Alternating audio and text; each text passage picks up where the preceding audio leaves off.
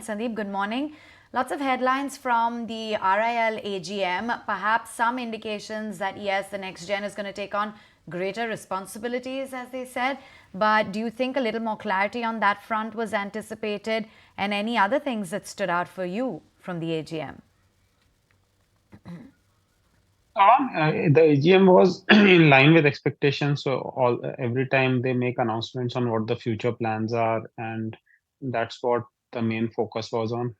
Mainly, analysts over the last 5 years have expected a demerger or new IPO announcement, which doesn't happen and was unlikely to happen. So I think that's fine.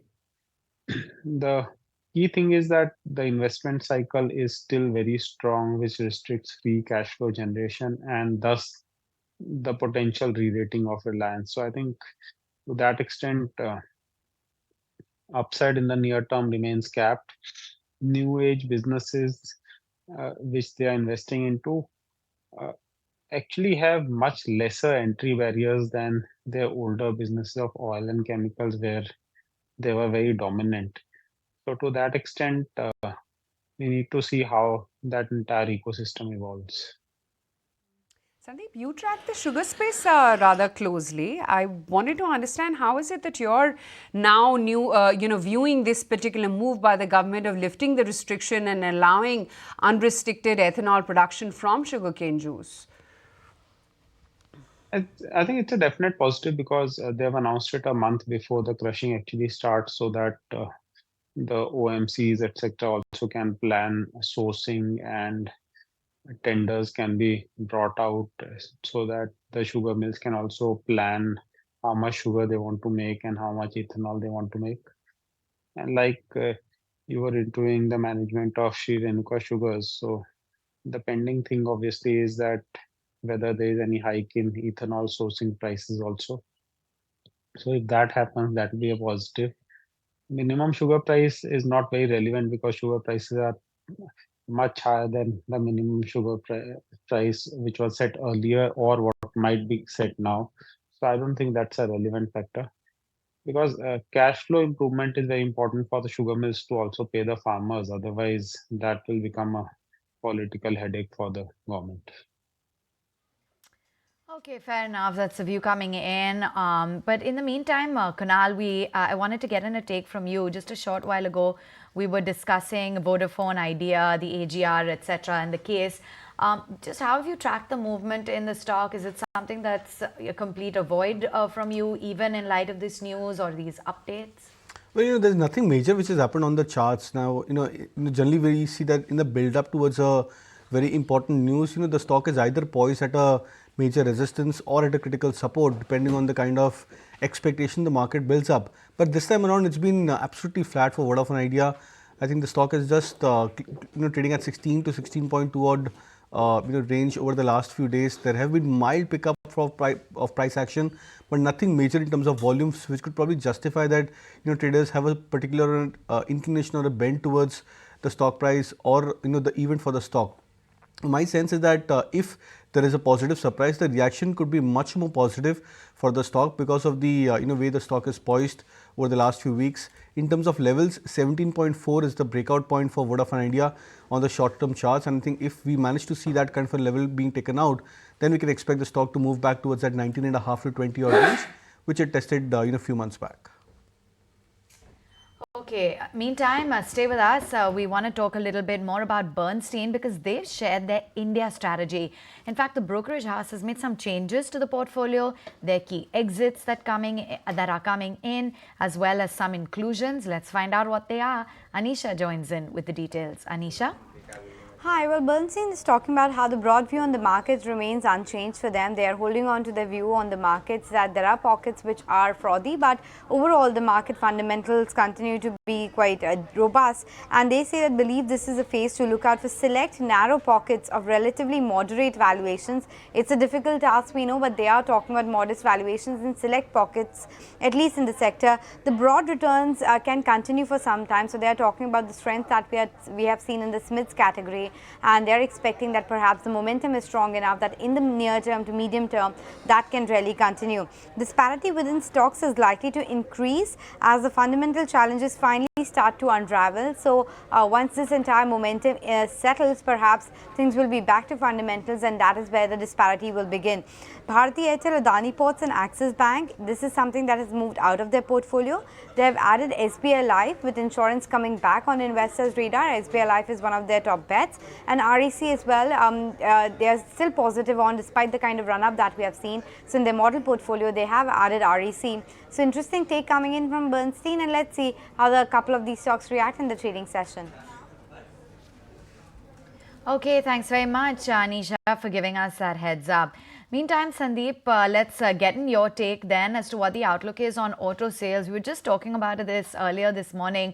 The fact that while we are, giving a lot of due credit to the sector, it's just high single-digit growth, the expectation for two-wheelers, perhaps negative when it comes to the passenger vehicle segment. The CV sales could be impacted by the higher base, which could impact the margins.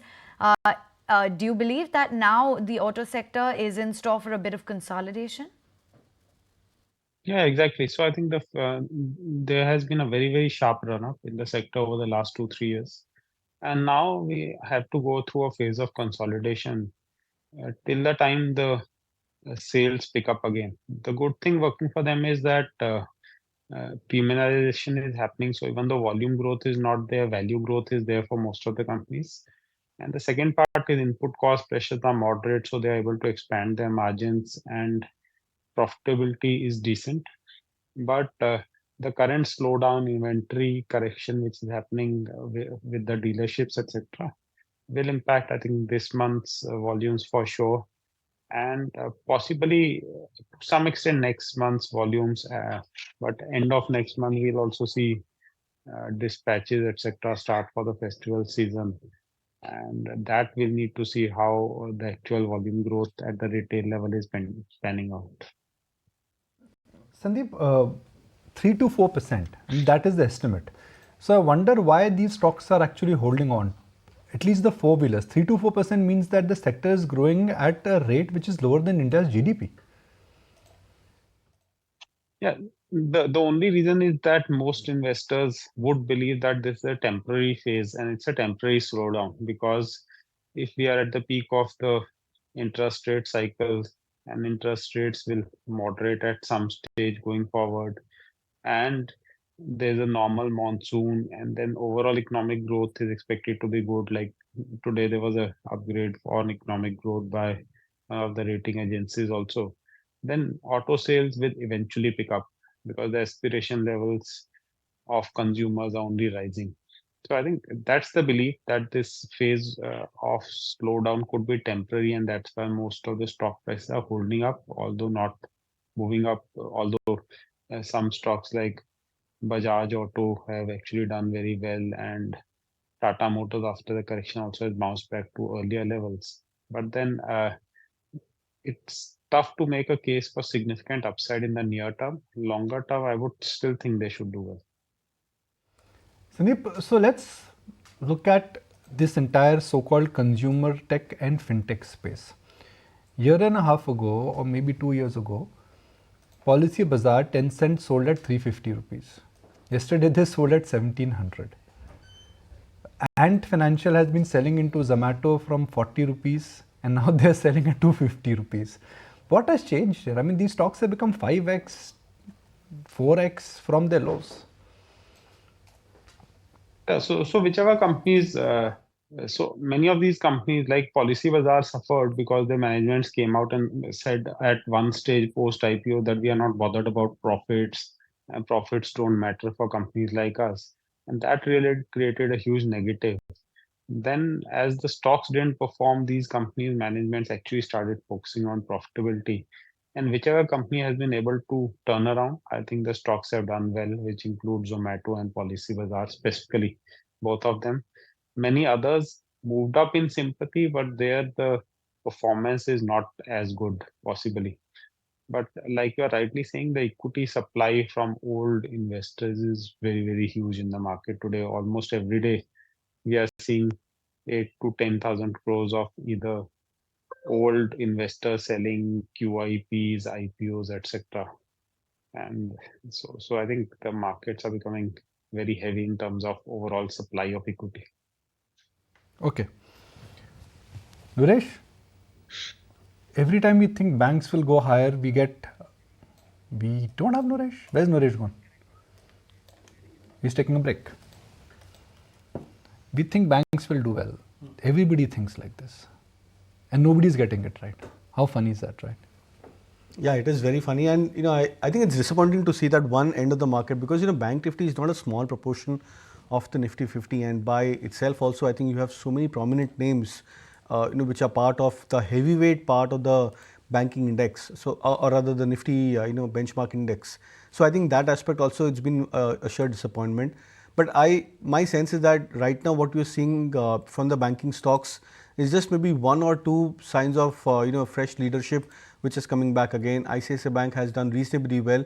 I remember, I think, a phase where there were the likes of Axis Bank and IndusInd Bank which had shown signs of strength. ICICI Bank lagged behind significantly. Right now what you're seeing is complete reverse, where you're seeing the likes of Axis, IndusInd, even HDFC Bank. These stocks have been very sideways, subdued.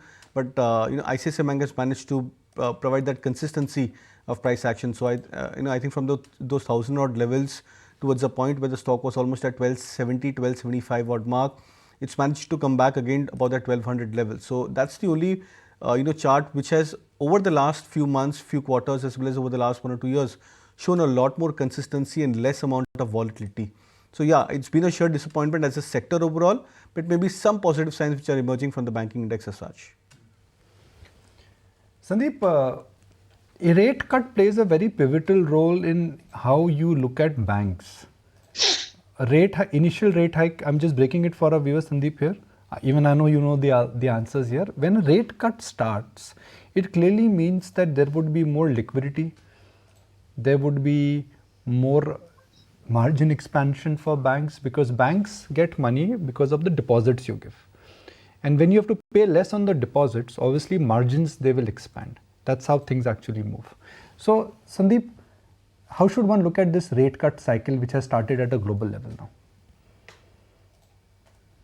So rate cuts typically benefit one, NBFCs, which are bulk borrowers, and secondly, the rate sensitives, which are companies like industrials, let's say capital goods, or infra companies, auto companies, much more than banks at the initial stages. Because even if RBI actually cuts rates and liquidity is not easing off, so what that will mean is that banks actually get lower for their the loans which they have extended benchmarked on the repo, but their cost of deposit hasn't come down. So actually, in the initial phases, it can actually moderate margins before they start to expand.